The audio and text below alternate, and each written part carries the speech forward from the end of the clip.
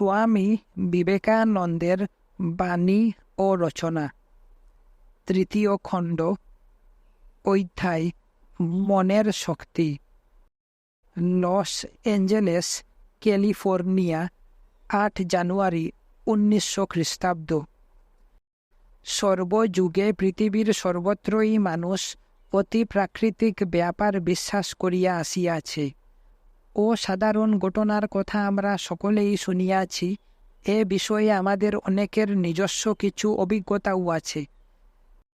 বিষয়টির প্রস্তাবনা রূপে আমি বরং তোমাদের নিকট প্রথমে আমার নিজের অভিজ্ঞতা লব্ধ কয়েকটি ঘটনারই উল্লেখ করিব। একবার এক ব্যক্তির কথা শুনিয়াছিলাম। মনে মনে কোনো প্রশ্ন ভাবিয়া তাহার কাছে যাওয়া মাত্রই তিনি সেই প্রশ্নের উত্তর দিয়া দিতেন। আরও শুনিয়াছিলাম তিনি ভবিষ্যদ্বাণীও করেন। মনে কৌতূহল জাগিল, তাই কয়েকজন বন্ধু সঙ্গে তাহাকে দেখিতে গেলাম। প্রত্যেকেই মনে মনে কোনো না কোনো প্রশ্ন ঠিক করিয়া রাখিলাম এবং পাশে ভুল হয় সেজন্য প্রশ্নগুলি এক এক খণ্ড কাগজে লিখিয়া নিজ নিজ জামার পকেটে রাখিয়া দিলাম। আমাদের এক একজনের সঙ্গে তাহার যেমনই দেখা হইতে লাগিল, অমনি তিনি তাহার প্রশ্নের পুনরাবৃত্তি করিয়া উত্তর বলিয়া দিতে লাগিলেন। পরে এক খণ্ড কাগজে কি লিখিয়া কাগজটি ভাঁজ করিয়া আমার হাতে দিলেন এবং তাহার অপর পিঠে আমাকে নাম স্বাক্ষর করিতে অনুরোধ করিয়া বলিলেন, এটি দেখিবেন না, পকেটে রাখিয়া দিন, যখন বলিব তখন বাহির করিবেন। আমাদের সকলের সঙ্গেই এই রকম করিলেন। তারপর আমাদের ভবিষ্যৎ জীবনে ঘটিবে এমন কয়েকটি ঘটনার কথাও বলিলেন। অবশেষে বলিলেন, আপনাদের যে ভাষায় খুশি কোনো শব্দ বা বাক্য চিন্তা করুন। আমি সংস্কৃত ভাষায় একটি প্রকাণ্ড বাক্য মনে মনে আওড়াইলাম। সংস্কৃতের বিন্দু বিসর্গও তিনি জানিতেন না। তিনি বলিলেন, পকেট হইতে কাগজটি বাহির করুন তো, দেখি তাহাতে সেই সংস্কৃত বাক্যটি লেখা রহিয়াছে। 1 ঘণ্টা আগে তিনি এটি লিখিয়াছিলেন আর নিচে মন্তব্য দিয়াছিলেন, যাহা লিখিয়া রাখিলাম ইনি পরে সেই বাক্যটি ভাবিবেন। ঠিক তাহাই হইল।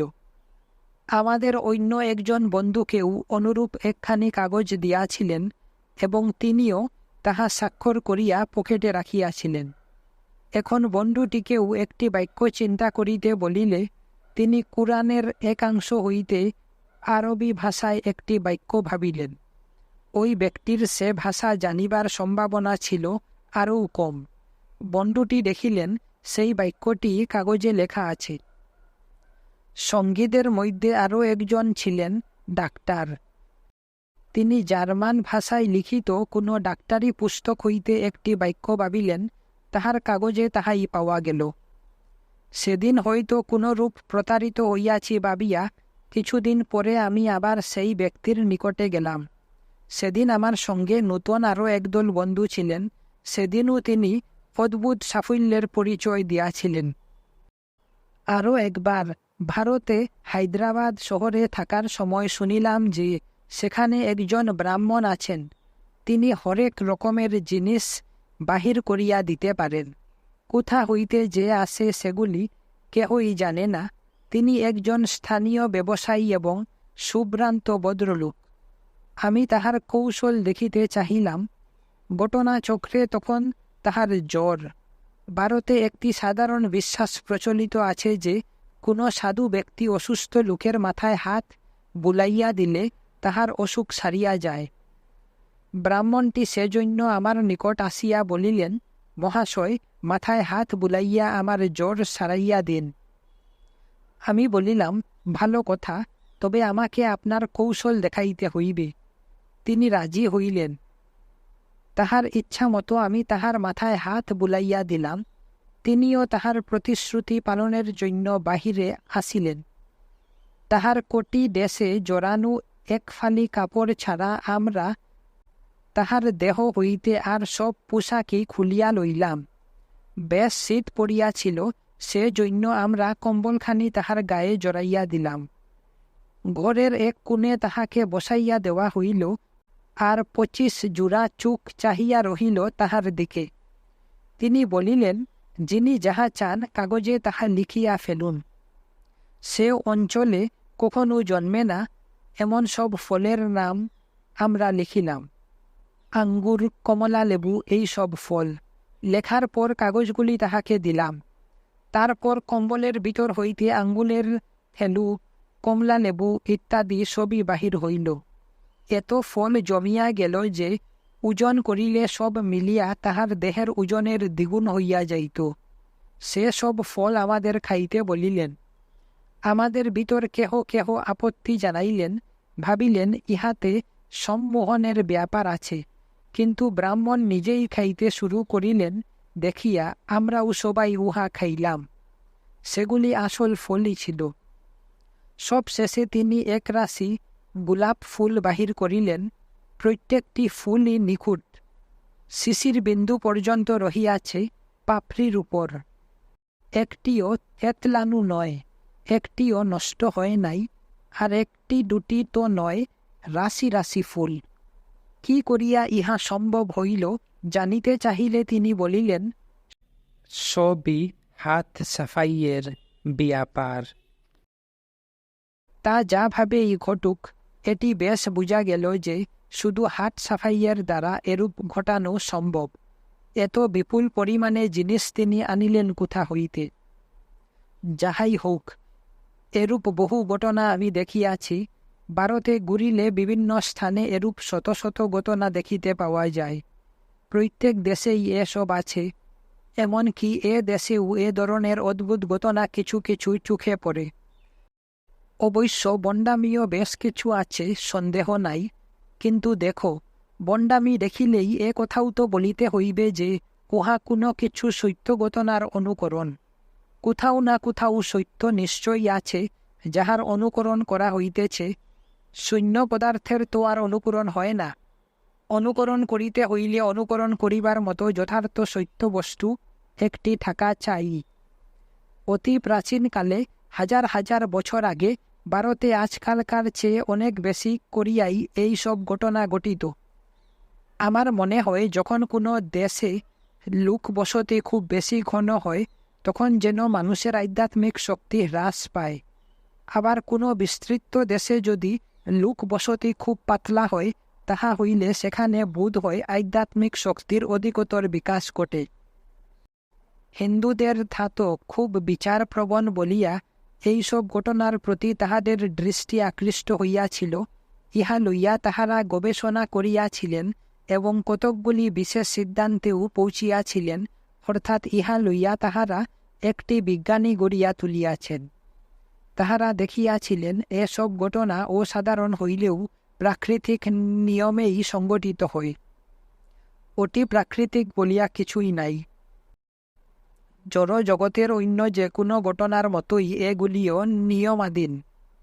কেহ এইরূপ শক্তি লইয়া জন্মগ্রহণ করিলে উহাকে প্রাকৃতিক নিয়মের ব্যতিক্রম বলার কোনো কারণ নাই। কেননা এই সিদ্ধান্তগুলি লইয়া যথারীতি গবেষণা ও সাধন করা যায় এবং এগুলি অর্জন করা যায়। তাহারা এই বিদ্যার নাম দিয়াছিলেন রাজযোগ। ভারতে হাজার হাজার লোক এই বিদ্যার চর্চা করে। ইহা সে জাতির নিত্য উপাসনার একটি অঙ্গ হইয়া গিয়াছে। হিন্দুরা এই সিদ্ধান্তে আসিয়া পৌঁছিয়াছেন যে মানুষের মনের মধ্যেই এই সব অসাধারণ শক্তি নিহিত আছে। আমাদের মন বিশ্বব্যাপী বিরাট মনেরই অংশ মাত্র। প্রত্যেক মনের সঙ্গেই অপরাপর সব মনের সংযোগ রহিয়াছে। একটি মন যেখানেই থাকুক না কেন, গোটা বিশ্বের সঙ্গে তাহার সত্যিকারের যোগাযোগ রহিয়াছে। দূরদেশ চিন্তা প্রেরণ করার রূপ যে এক জাতীয় ঘটনা আছে, তাহা কখনো লক্ষ্য করিয়াছ কি? এখানে কেহ কিছু চিন্তা করিল, হয়তো ওই চিন্তাটি অন্য কোথাও অন্য কাহারও মনে স্পষ্ট ভাসিয়া উঠিল। হঠাৎ যে এমন হয় তাহা নয়। উপযুক্ত প্রস্তুতির পরে কেহ হয়তো দূরবর্তী কাহারও মনে কোনো চিন্তা পাঠাইবার ইচ্ছা করে, আর যাহার কাছে পাঠানো হয় সেও টের পায় যে চিন্তাটি আসিতেছে, এবং যেভাবে পাঠানো হইয়াছে ঠিক সেইভাবেই উহা গ্রহণ করে। দূরত্বে কিছু যায় আসে না। চিন্তাটি লোকটির কাছে ঠিক পৌঁছায় এবং সে সেটি বুঝিতে পারে।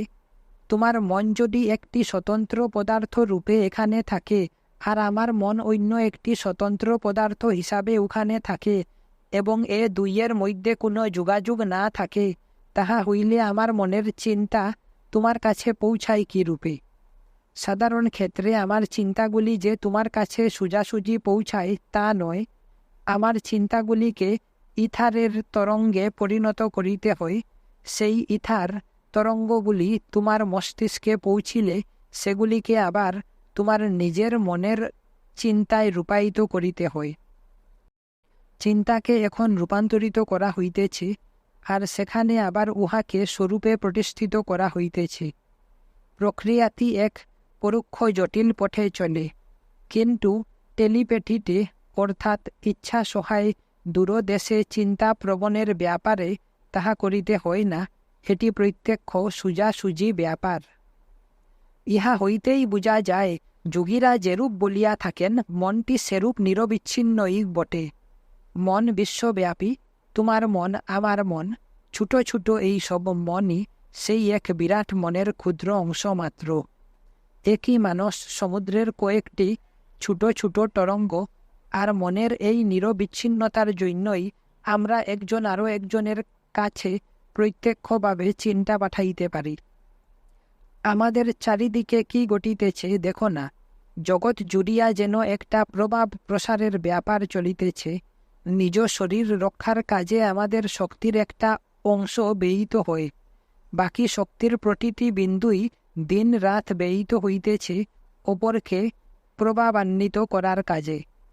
আমাদের শরীর, আমাদের গুণ, আমাদের বুদ্ধি এবং আমাদের আধ্যাত্মিকতা এসবই সর্বক্ষণ অপরের উপর প্রভাব বিস্তার করিয়া চলিয়াছে।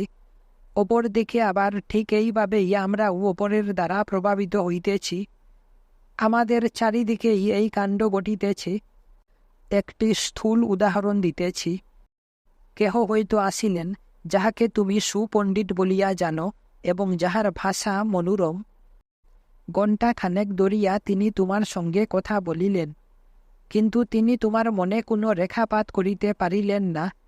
আরও একজন আসিয়া কয়েকটি মাত্র কথা বলিলেন, তাও সুসংবদ্ধ ভাষায় নয়, হয়তো বা ব্যাকরণের ভুল রহিয়াছে, কিন্তু তাহা সত্ত্বেও তিনি তোমার মনের উপর গভীর রেখাপাত করিলেন।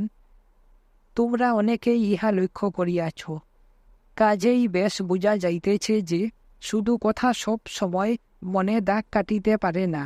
লোকের মনে ছাপ দিবার কাজে ভাষা, এমনকি চিন্তা পর্যন্ত কাজ করে 1/3 ভাগ মাত্র। বাকি 2 ভাগ কাজ করে ব্যক্তিটি। ব্যক্তিত্বের আকর্ষণের বলিতে যাহা বুঝায়, তাহাই বাহিরে গিয়া তোমাকে প্রভাবিত করে। আমাদের সব পরিবারেই একজন কর্তা আছেন। দেখা যায় তাহাদের ভিতর কয়েকজন এ কাজে সফলকাম হন, কয়েকজন হন না। কেন? আমাদের সফলতার জন্য আমরা দোষ চাপাই পরিবারের অন্য লোকদের উপর। অকৃতকার্য হইলেই বলি, এই অমুকের দোষে এইরূপ হইল। বিফলতার সময় নিজের দোষ বা দুর্বলতাকেও স্বীকার করিতে চায় না। নিজেকে নির্দোষ দেখাইতে চায় সকলেই, আর দোষ চাপায় অপর কাহারু বা অপর কিছুর গারে, না হয়তো দুর্ভাগ্যের গারে। গৃহকর্তারা যখন অকৃতকার্য হন, তখন তাহাদের নিজেদের মনেই প্রশ্ন তোলা উচিত যে কেহ কেহ তো বেশ ভালোভাবেই সংসার চালায়, আবার কেহ কেহ তাহা পারে না কেন? দেখা যাইবে যে সব নির্ভর করিতেছে ব্যক্তিটির উপর। পার্থক্য সৃষ্টি কারণ হয় লোকটি নিজে, তাহার উপস্থিতি বা তাহার ব্যক্তিত্ব। মানব জাতির বড় বড় নেতাদের কথা ভাবিতে গেলে আমরা সর্বদা দেখিব, নিজ নিজ ব্যক্তিত্বের জন্যই তাহারা নেতা হইতে পারিয়াছিলেন। অতীতের বড় বড় সব গ্রন্থকারদের, বড় বড় সব চিন্তাশীল ব্যক্তিদের কথা ধরো। খাঁটি কথা বলিতে গেলে কয়টি চিন্তাই বা তাহারা করিয়াছেন? মানব জাতির পুরাতন নেতারা যাহা কিছু লিখিয়া রাখিয়া গিয়াছেন তাহার সবটার কথাই ভাব। তাহাদের প্রত্যেকখানি পুস্তক লইয়া উহার মূল্য নির্ধারণ করো। জগতে আজ পর্যন্ত যেসব যথার্থ চিন্তার, নূতন ও খাঁটি চিন্তার উদ্ভব হইয়াছে, সেগুলির পরিমাণ মুষ্টিমেয়। আমাদের জন্য যেসব চিন্তা তাহারা লিপিবদ্ধ করিয়া গিয়াছেন, সেগুলি পড়িয়া দেখো। গ্রন্থকারেরা যে মহামানব ছিলেন তাহা তো মনে হয় না, অথচ জীবতকালে তাহারা যে মহামানবী ছিলেন তাহা সুবিদিত। তাহারা এত বড় হইয়াছিলেন কিভাবে? শুধু তাহাদের চিন্তা, তাহাদের লেখা গ্রন্থ বা তাহাদের বক্তৃতার জন্য তাহারা বড় হন নাই। এসব ছাড়া আরও কিছু ছিল যাহা এখন আর নাই, সেটি তাহাদের ব্যক্তিত্ব। আগেই বলিয়াছি, এ ব্যাপারে মানুষটির ব্যক্তিত্বের প্রভাব 3 ভাগের 2 ভাগ, আর তাহার বুদ্ধির, তাহার ভাষার প্রভাব 3 ভাগের 1 ভাগ।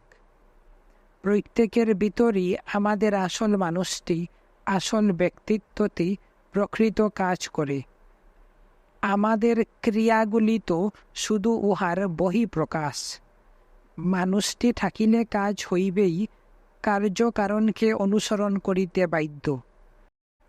সর্ববিধ জ্ঞান দানের, সর্ববিধ শিক্ষার আদর্শ হওয়া উচিত ভিতরের মানুষটিকে গড়িয়া তোলা। কিন্তু তাহার বদলে আমরা সব সময় বাহিরটি মাজিয়া ঘষিয়া চাকচিক্যময় করিতে ব্যস্ত।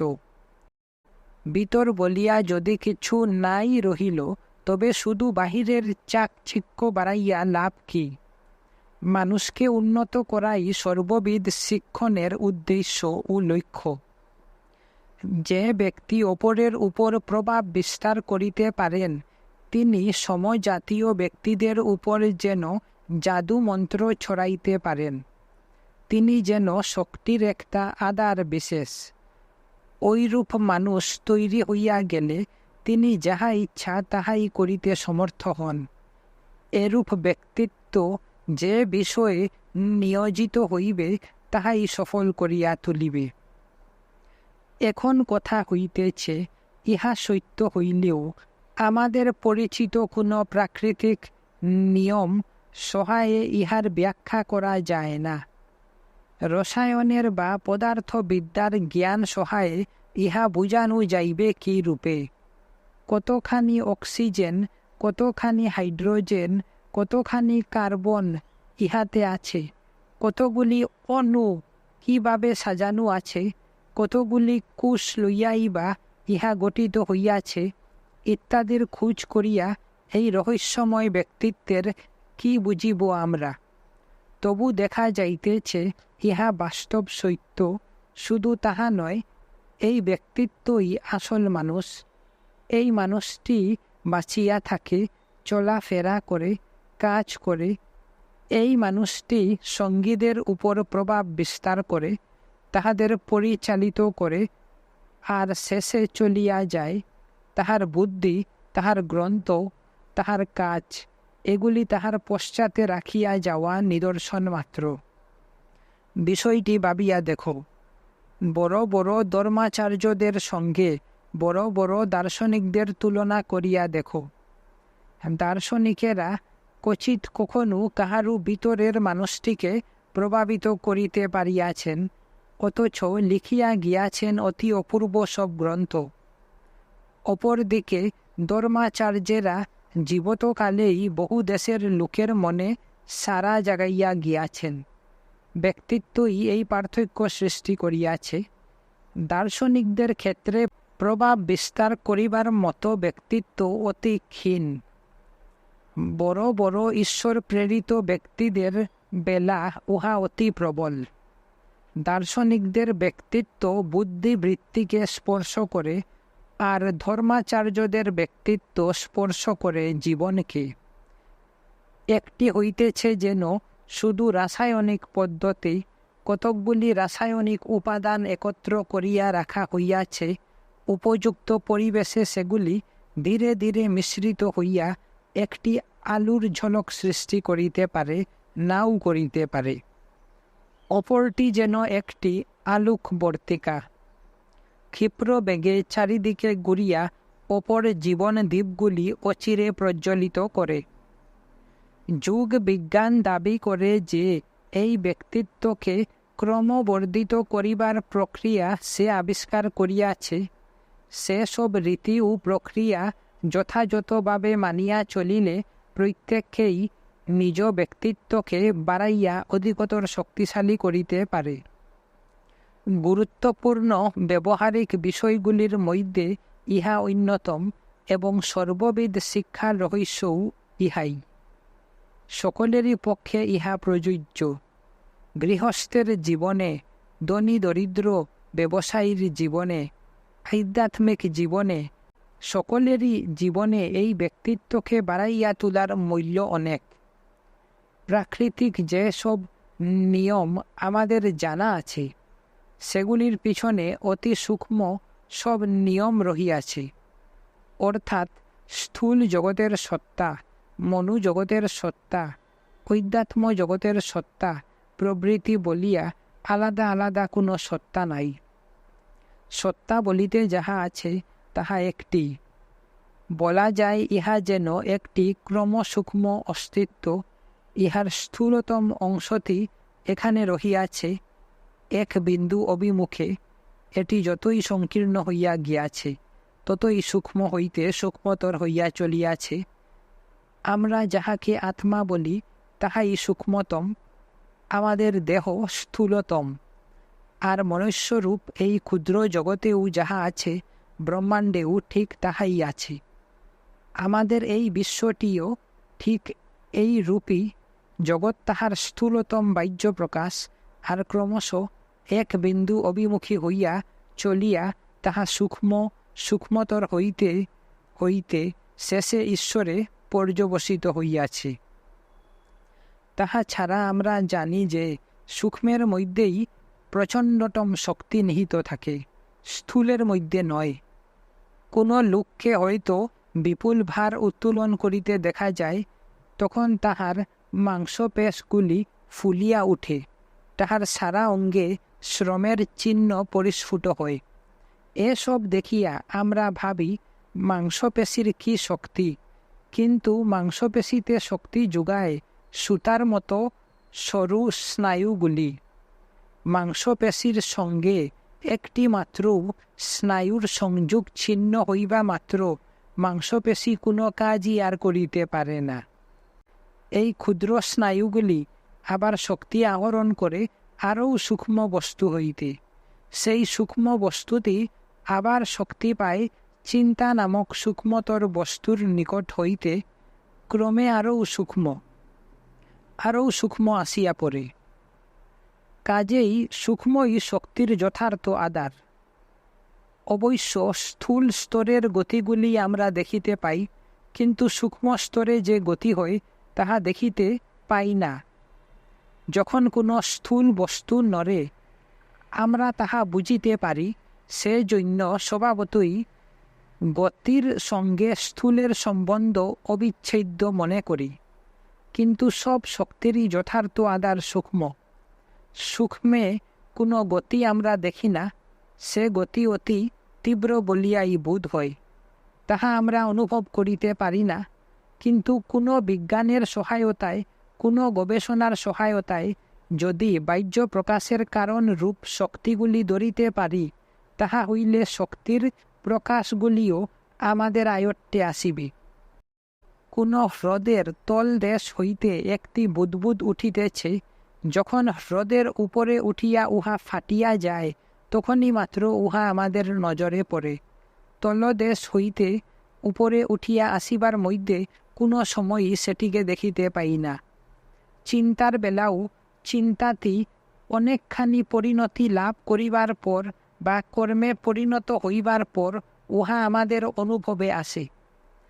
আমরা ক্রমাগত অভিযোগ করি যে আমাদের চিন্তা, আমাদের কর্ম আমাদের বশে থাকে না। কিন্তু থাকিবে কি করিয়া? যদি সূক্ষ্ম গতিগুলি নিয়ন্ত্রিত করিতে পারি, চিন্তারূপে কর্মরূপে পরিণত হইবার পূর্বেই যদি চিন্তাকে আরও সূক্ষ্মাবস্থায় তাহার মূলাবস্থায় ধরিতে পারি, তাহা হইলেই আমাদের পক্ষে সবটা নিয়ন্ত্রণ করা সম্ভব। এখন এমন কোনো প্রক্রিয়া যদি থাকে যাহা অবলম্বনে এই সব সূক্ষ্ম শক্তি ও সূক্ষ্ম কারণগুলিকে বিশ্লেষণ করা, অনুসন্ধান করা, ধারণা করা এবং পরিশেষে এগুলিকে আয়ত্ত করা সম্ভব হয়, শুধু তাহা হইলেই আমরা নিজেকে নিজের বশে আনিতে পারিব। আর নিজের মনকে যে বশে আনিতে পারে, অপরাপর ব্যক্তির মনও তাহার বশে আসিবে নিশ্চিত। এই জন্যই সর্বকালে পবিত্রতা ও নীতিপরায়ণতা ধর্মের অঙ্গরূপে গৃহীত হইয়াছে। পবিত্র ও নীতিপরায়ণ ব্যক্তি নিজেকে নিজের বশে রাখিতে পারে। সব মন একই মনের বিভিন্ন অংশ মাত্র।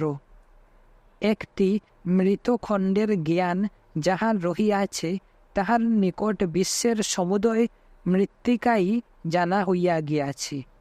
নিজের মন সম্বন্ধে জ্ঞান যাহার হইয়াছে, নিজের মনকে যে আয়ত্তে আনিয়াছে, সব মনের রহস্যই সে জানে, সব মনের উপরই তাহার প্রভাব আছে। এখন সূক্ষ্মাংশগুলি নিয়ন্ত্রিত করিতে পারিলে আমরা বহু শারীরিক দুর্ভোগের হাত হইতে রক্ষা পাইতে পারি। সেই রূপ সূক্ষ্ম গতিগুলি আয়ত্তে আনিতে পারিলে আমরা বহু দুর্ভাবনার হাত হইতে নিষ্কৃতি পাইতে পারি। এসব সূক্ষ্ম শক্তি নিয়ন্ত্রণ করিবার ক্ষমতা লাভ করিলে বহু বিফলতা এড়াইয়া চলা যায়। এ পর্যন্ত যাহা বলা হইল তাহা ইহার উপযোগিতার কথা। তারপর আরও উঁচু কথা আছে। এখন এমন একটি মতের কথা তুলিতেছি, যাহা লইয়া সম্প্রতি কোনো বিচার করিব না, শুধু সিদ্ধান্তটি বলিয়া যাইব। কোনো জাতি যে সব অবস্থার ভিতর দিয়া বর্তমান অবস্থায় আসিয়া পৌঁছিয়াছে, সেই জাতির প্রত্যেক মানুষকেই শৈশবে দ্রুত গতিতে ওই সব অবস্থা অতিক্রম করিয়া আসিতে হয়।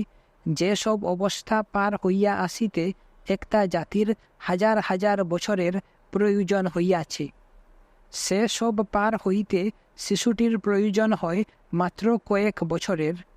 এইটুকু যা প্রভেদ। শিশুটি প্রথমে আদিম অশৈব মানুষেরই মতো থাকে। সে পায়ের তলায় প্রজাপতি ডলিয়া চলে। প্রথম অবস্থায় শিশুটি স্বজাতির পূর্বপুরুষেরই মতো। যত বড় হইতে থাকে, বিভিন্ন অবস্থার ভিতর দিয়া চলিতে চলিতে শেষে জাতির পরিণত অবস্থায় আসিয়া পৌঁছায়। তবে সে ইহা খুব ক্ষিপ্র বেগে ও অল্প সময়ে করিয়া ফেলে। এখন সব মানুষকে একটি জাতি বলিয়া ধরো, অথবা সমগ্র প্রাণী জগৎকে মানুষ ও নিম্নতর প্রাণীগণ একটি সমগ্র সত্তা বলিয়া ভাবো। এমন একটি লক্ষ্য আছে যাহার দিকে এই জীব সমষ্টি অগ্রসর হইতেছে। এই লক্ষ্যকে পূর্ণতা বলা যাক। এমন অনেক নরনারী জন্মগ্রহণ করেন, যাহাদের জীবনে মানব জাতির সম্পূর্ণ উন্নতির পূর্বাভাস সূচিত হয়। সমগ্র মানব জাতি যতদিন না পূর্ণতা লাভ করে, ততদিন পর্যন্ত অপেক্ষা না করিয়া যুগ যুগ ধরিয়া বারে বারে জন্ম এবং পুনর্জন্ম বরণ না করিয়া তাহারা তাহাদের জীবনের স্বল্প কয়েক বছরের মধ্যেই যেন ক্ষিপ্র গতিতে সেই যুগ যুগান্তর পার হইয়া যান। আর ইহাও আমাদের জানা আছে যে আন্তরিকতা থাকিলে প্রগতির এই প্রণালীগুলিকে খুবই ত্বরান্বিত করা সম্ভব। শুধু জীবন ধারণের উপযুক্ত খাদ্য, বস্ত্র ও আশ্রয় দিয়া কয়েকটি সংস্কৃতিহীন লোককে যদি কোনো দ্বীপে বাস করিবার জন্য ছাড়িয়া দেওয়া হয়, তাহা হইলেও তাহারা ধীরে ধীরে উচ্চতর সভ্যতা উদ্ভাবন করিতে থাকিবে। ইহাও আমাদের অজানা নয় যে কিছু অতিরিক্ত সাহায্য পাইলে এই উন্নতি আরও ত্বরান্বিত হয়। আমরা গাছপালার বৃদ্ধির সহায়তা করি, করি না কি? প্রকৃতির হাতে ছাড়িয়া দিলেও গাছগুলি বাড়িয়া উঠিত, তবে দেরি হইত। বিনা সাহায্যে যতদিনে বাড়িত, তদপেক্ষা অল্প সময়ে বাড়িবার জন্য আমরা তাহাদিগকে সাহায্য করি। এ কাজ আমরা সর্বদাই করিতেছি। আমরা কৃত্রিম উপায়ে বস্তুর বৃদ্ধির গতি দ্রুততর করিয়া তুলিতেছি। মানুষের উন্নতি বা দ্রুততর করিতে পারিব না কেন? জাতি হিসাবে আমরা তাহা করিতে পারি। অপর দেশে প্রচারক পাঠানো হয় কেন? কারণ এই উপায়ে অপর জাতিগুলিকে তাড়াতাড়ি উন্নত করিতে পারা যায়। তাহা হইলে ব্যক্তির উন্নতিও কি আমরা দ্রুততর করিতে পারি না? পারি বই কি। এই উন্নতির দ্রুততর কোনো সীমা কি নির্দেশ করা যায়? এক জীবনে মানুষ কতদূর উন্নত হইবে কেহ তাহা বলিতে পারে না। কোনো মানুষ এইটুকু মাত্র উন্নত হইতে পারে, তাহার বেশি নয়। এ কথা বলার পিছনে কোনোই যুক্তি নাই। পরিবেশ অদ্ভুতভাবে তাহার গতিবেগ বাড়াইয়া দিতে পারে। কাজেই পূর্ণতা লাভের পূর্ব পর্যন্ত কোনো সীমা টানা যায় কি? ইহাতে কি বুঝা যায়? বুঝা যায় যে আজ হইতে হয়তো লক্ষ লক্ষ বছর পরে গোটা জাতিটি যে ধরনের মানুষে বরিয়া যাইবে, সেইরূপ পূর্ণতা প্রাপ্ত একজন মানুষ আজই অবতীর্ণ হইতে পারেন। যোগীরা এই কথাই বলেন। তাহারা বলেন যে বড় বড় অবতার পুরুষ ও আচার্যেরা এই ধরনেরই মানুষ। তাহারা এই এক জীবনেই পূর্ণতা লাভ করিয়াছিলেন। পৃথিবীর ইতিহাসের সর্বযুগে সর্বকালেই আমরা এরূপ মানবের দর্শন পাইয়াছি। সম্প্রতি এই সেদিনকার কথা, এরূপ একজন মানব আসিয়াছিলেন, যিনি এই জন্মেই সমগ্র মানব জাতির জীবনের সবটুকু পথ অতিক্রম করিয়া চরম সীমায় পৌঁছিয়াছিলেন। উন্নতির গতি ত্বরান্বিত করার এই কয়েকটি সুনির্দিষ্ট নিয়ম অবলম্বনে পরিচালিত করিতে হইবে। এই নিয়মগুলি আমরা খুঁজিয়া বাহির করিতে পারি, এগুলির রহস্য উদ্ঘাটন করিতে পারি এবং নিজ প্রয়োজনে এগুলিকে লাগাইতে পারি। এরূপ করিতে পারা মানেই উন্নত হওয়া।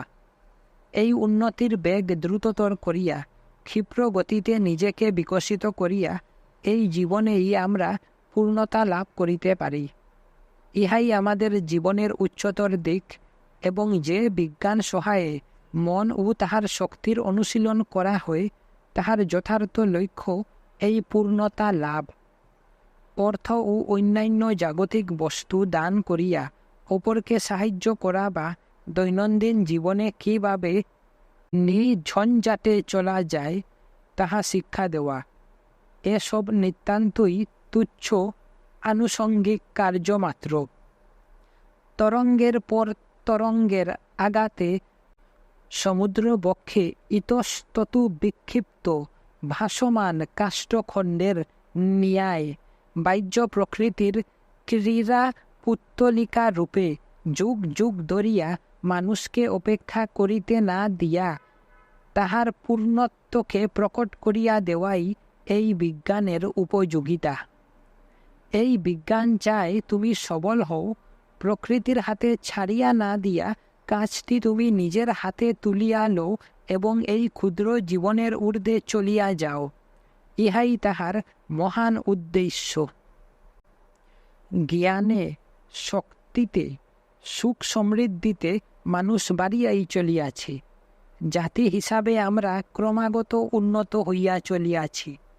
ইহা যে সত্য, ধ্রুব সত্য, তাহা আমরা প্রত্যক্ষ দেখিতেছি। ব্যক্তিগত ক্ষেত্রেও কি তাহা সত্য?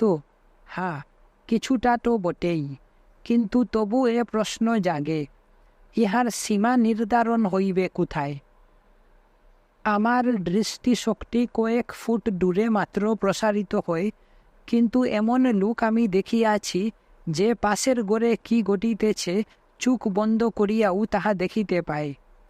তোমার যদি ইহা বিশ্বাস না হয়, সে লোকটি হয়তো 3 সপ্তাহের মধ্যে তোমাকেই শিখাইয়া দিবে কি করিয়া এভাবে দেখিতে হয়।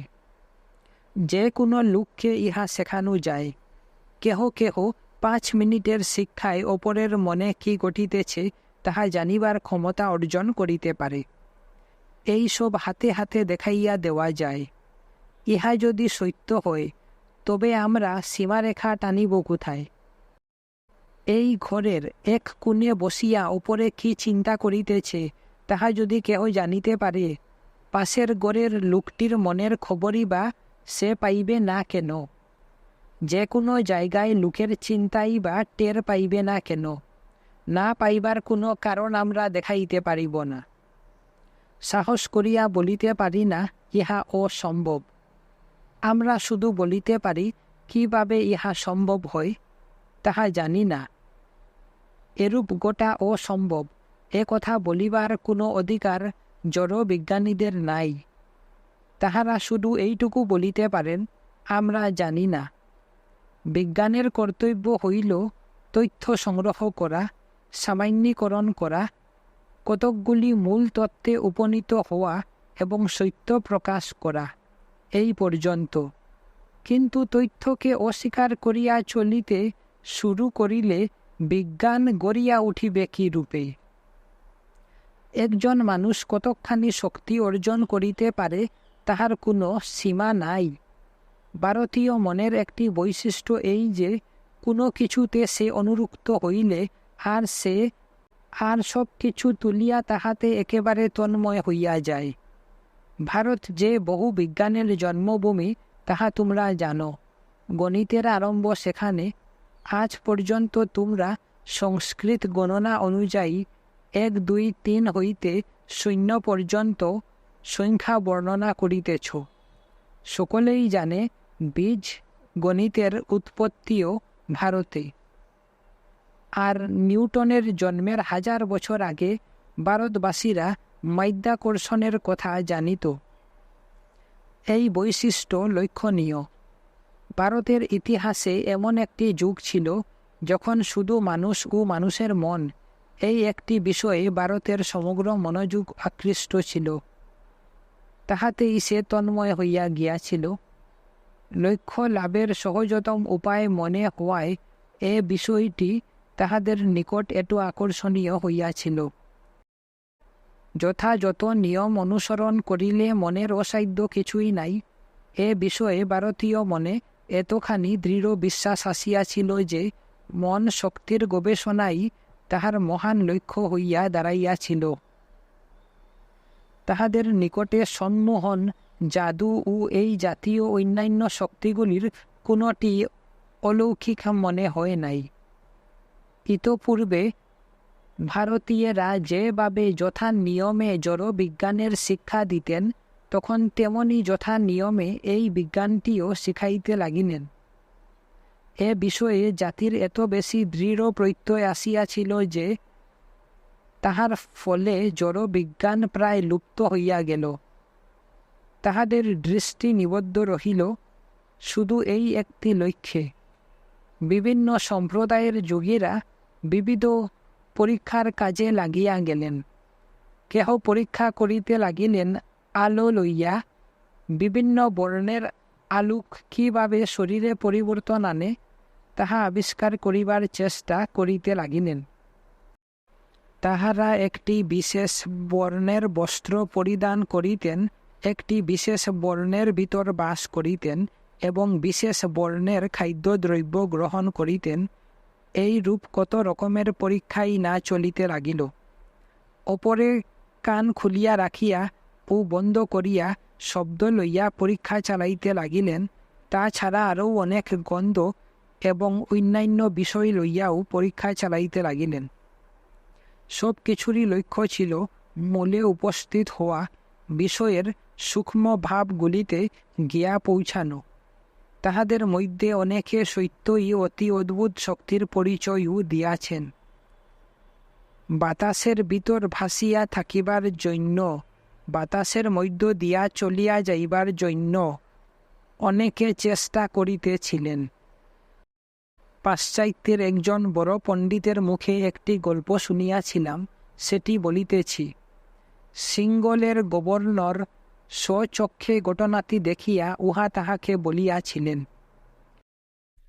কতকগুলি কাঠি আড়াআড়িভাবে একটি টুলের মতো সাজাইয়া ওই টুলের উপর একটি বালিকাকে আসন করাইয়া বসানো হইল। বালিকাটি কিছুক্ষণ বসিয়া থাকিবার পর যে লোকটি খেলা দেখাইতেছিল সে একটি একটি করিয়া এই কাঠিগুলি সরাইয়া লইতে লাগিল। সব কাঠিগুলি সরাইয়া লইবার পর বালিকাটি শূন্যে বাসিতে লাগিল। কিন্তু একটা গোপন কৌশল আছে ভাবিয়া গভর্নর তাহার তরবারি বাহির করিয়া বালিকাটির নিচের শূন্যে স্থানে সজোরে চালাইয়া দিলেন। দেখিলেন কিছুই নাই সেখানে। এখন ইহাকে কি বলিবে? কোনরূপ জাদু বা অলৌকিকত্ব ইহাতে ছিল না।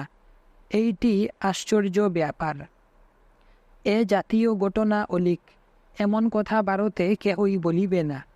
হিন্দুদের কাছে ইহা স্বাভাবিক ঘটনা। শত্রুর সঙ্গে লড়াই করিবার পূর্বে হিন্দুদের প্রায় বলিতে শোনা যায়, আরে আমাদের কোনো যোগী আসিয়া সকলকে হটাইয়া দিবে। এটি জাতির এক চরম বিশ্বাস। বাহু বল বা তরবারির বল আর কতটুকু? শক্তি তো সবই আত্মার। ইহা সত্য হইলে ইহাতে মনের সব শক্তি নিয়োগ করিবার প্রলোভন খুবই বেশি হইবে। তবে অপরাপর বিজ্ঞানের ক্ষেত্রে একটা বড় রকমের সাফল্য অর্জন করা যেমন খুব কঠিন, এই ক্ষেত্রেও তাহাই বা বলি কেন, ইহা তাহার চেয়ে আরও বেশি কঠিন। তবু বেশিরভাগ লোকেরই ধারণা যে এই সব শক্তি অতি সহজেই অর্জন করা যায়। বিপুল সম্পদ গড়িয়া তুলিতে তোমার কত বছর লাগিয়াছে বলো দেখি, সে কথা ভাবিয়া দেখো একবার। প্রথমে বৈদ্যুতিক বিজ্ঞান বা ইঞ্জিনিয়ারিং বিদ্যায় পারদর্শিতা লাভ করিতেই তো বহু বছর গিয়াছে। তারপর তোমাকে বাকি জীবনটাই তো পরিশ্রম করিতে হইয়াছে। তাহা ছাড়া অন্যান্য বিজ্ঞানগুলির অধিকাংশেরই বিষয়বস্তু গতিহীন, স্থির। চেয়ারটিকে আমরা বিশ্লেষণ করিতে পারি, চেয়ারটি আমাদের সম্মুখ হইতে সরিয়া যাইবে না, কিন্তু এই বিজ্ঞানের বিষয়বস্তু মন, যাহা সদা চঞ্চল। যখনই পর্যবেক্ষণ করিতে যাও দেখিবে উহা হাতছাড়া হইয়া গিয়াছে। মন এখন একটি ভাবে রহিয়াছে, পর মুহূর্তে হয়তো সেই ভাব পাল্টাইয়া গেল। একটার পর একটা ভাবের এই পরিবর্তন সব সময় লাগিয়াইয়াছে। এই সব পরিবর্তনের মধ্যেই উহার অনুশীলন চালাইতে হইবে, উহাকে বুঝিতে হইবে, ধরিতে হইবে এবং আয়ত্তে আনিতে হইবে। কাজেই কত বেশি কঠিন এই মনোবিজ্ঞান। এই বিষয়ে কঠোর শিক্ষার প্রয়োজন হয়। লোকে আমাকে জিজ্ঞাসা করে, কোনো কার্যকারী প্রক্রিয়া তাহাদিগকে শিখাই না কেন? উহা তো আর তামাশা নয়। এই মঞ্চের উপর দাঁড়াইয়া আমি তোমাদের বক্তৃতা শোনাইতেছি, বাড়ি ফিরিয়া দেখিলে ইহাতে ফল কিছু হয় নাই। আমিও কোনো ফল দেখিতে পাইলাম না। তারপর তুমি বলিলে, যত সব বাজে কথা। এই রকম যে হয় তাহার কারণ তুমি এইটিকে বাজে জিনিস রূপেই চাহিয়াছিলে। এই বিজ্ঞানের অতি অল্পই আমি জানি, কিন্তু যেটুকু জানি সেটুকু শিখিতেই আমাকে জীবনের 30 বছর ধরিয়া খাটিতে হইয়াছে। আর তারপর যেটুকু শিখিয়াছি 6 বছর ধরিয়া লোকের কাছে তাহা বলিয়া বেড়াইতেছি। ইহা শিখিতেই আমার 30 বছর লাগিয়াছে। কঠোর পরিশ্রম সহকারে 30 বছর খাটিতে হইয়াছে। কখনো কখনো 24 ঘণ্টার মধ্যে 20 ঘণ্টা খাটিয়াছি, কখনো রাত্রে মাত্র 1 ঘণ্টা ঘুমাইয়াছি, কখনো বা সারা রাত্রই পরিশ্রম করিয়াছি।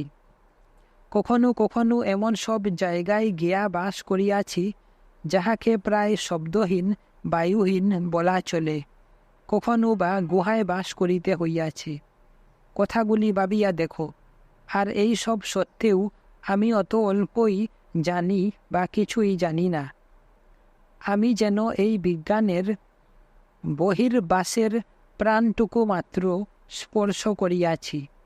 কিন্তু আমি ধারণা করিতে পারি যে এই বিজ্ঞানটি সত্য, সুবিশাল ও ঐত্যাশ্চর্য।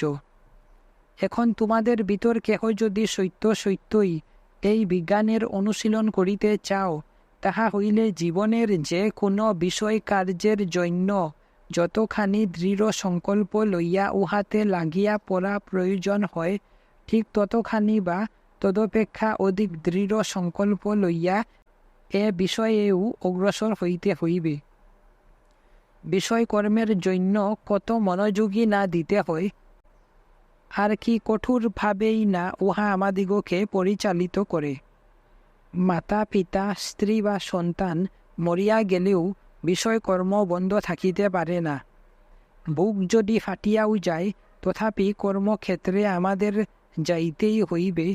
প্রতিটি ঘণ্টা দারুণ যন্ত্রণাময় বলিয়া বোধ হইলেও আজ করিতে হইবে। ইহারই নাম বিষয়কর্ম, আর আমরা ভাবি ইহা যুক্তিসঙ্গত, ইহা ন্যায়সঙ্গত। যে কোনো বিষয়কর্মের চেয়ে অনেক বেশি পরিশ্রম করা প্রয়োজন হয় এই বিজ্ঞানের জন্য। বিষয়কর্মে অনেকেই সফলতা লাভ করিতে পারেন, কিন্তু ইহাতে সফল হন খুব কম লোক। কারণ যিনি ইহার অনুশীলন করেন, তাহার চরিত্রের বৈশিষ্ট্যের উপর অনেক কিছু নির্ভর করে। বিষয়কর্মের বেলা যেমন সকলেই প্রচুর সমৃদ্ধি লাভ করিতে না পারিলেও প্রত্যেকেই কিছু না কিছু লাভ করেই, এই বিজ্ঞানের বেলাও ঠিক তাই। প্রত্যেকেই কিছু না কিছু আভাস পাই, যাহার ফলে ইহার সত্যতায় আস্থা আসে এবং বিশ্বাস আসে যে বহু লোক সত্যই এই বিজ্ঞানের অন্তর্গত সব কিছুই প্রত্যক্ষ করিয়াছেন। ইহাই হইল বিজ্ঞানটির মোটামুটি কথা। নিজের শক্তিতে এবং নিজের আলোকের উপর নির্ভর করিয়া এই বিজ্ঞান অন্য যে কোনো বিজ্ঞানের সঙ্গে তাহাকে তুলনা করিয়া দেখিবার জন্য সগর্বে আমাদিগকে আহ্বান করে। প্রবঞ্চক, জাদুকর, শট এসবই ক্ষেত্রে আছে, অন্যান্য ক্ষেত্রে যাহা থাকে তাহা অপেক্ষা বরং বেশি আছে। কি কারণে? কারণ তো একই, যে কাজে যত বেশি লাভ, ঠক প্রপঞ্চকের সংখ্যাও তাহাতে তত বেশি। কিন্তু তাহা বলিয়া কাজটি যে ভালো হইবে না, ইহা তো আর কোনো যুক্তি নয়। আরও একটি কথা আছে, সমস্ত যুক্তি বিচার মন দিয়া শোনা বুদ্ধিবৃত্তির একটি ভালো ব্যায়াম হইতে পারে। মন যুগ সহকারে অদ্ভুত বিষয়ের কথা শুনিলে বুদ্ধির পরিতৃপ্তিও ঘটিতে পারে। কিন্তু কেহ যদি তাহারও পরের কথা জানিতে চাও, তবে শুধু বক্তৃতা শুনিলে হইবে না। বক্তৃতায় ইহা শেখানো যায় না, কারণ ইহা জীবন গঠনের কথা, আর জীবনই অপরের ভিতর জীবন সঞ্চার করিতে পারে। তোমাদের ভিতর যদি কেহ ইহা শিখিতে সত্যই কৃত নিশ্চয় হইয়া থাকো, তাহা হইলে পরম আনন্দের সহিত আমি তাহাকে সাহায্য করিব।